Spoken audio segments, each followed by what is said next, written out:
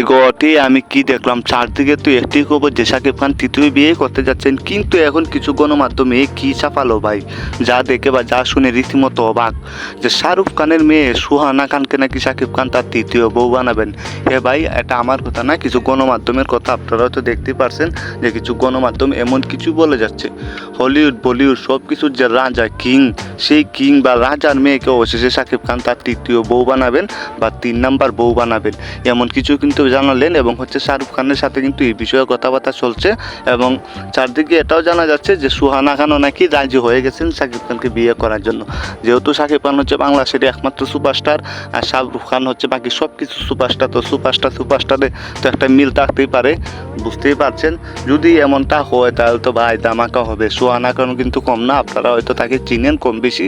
এবং এখন কিন্তু একটা জিনিস ভাইরাল, সুহানা খান নিজেই কিন্তু একটা মুভি করছেন এবং সেই মুভির নায়ক থাকবেন কিন্তু শাহরুখ খান। সো খুব ধামাকা, খুব শীঘ্রই ধামাকা হতে যাচ্ছে ভাই।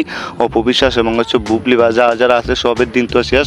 অবশেষে সুহানা খানকে কিন্তু বিয়ে করতে যাচ্ছেন আমাদের সুপারস্টার শাকিব খান। দেখতে পাচ্ছেন মিডিয়াতে এমন কিছু কিন্তু চারদিকে ভাইরাল হচ্ছে। সো আপনারা কে কে রাজি সেটা একটু কমেন্টে জানিয়ে দিবেন, বা আপনাদের কাছে এই বিষয়টা কেমন লাগলো বা কেমন হবে সেটা কিন্তু কমেন্টে জানিয়ে দিতে পারেন। আর যদি হয় তাহলে তো বুঝতে পারছেন যে শাকিব খানের হেডাম কোথায় চলে যাবে। সো আল্লাহ হাফেজ।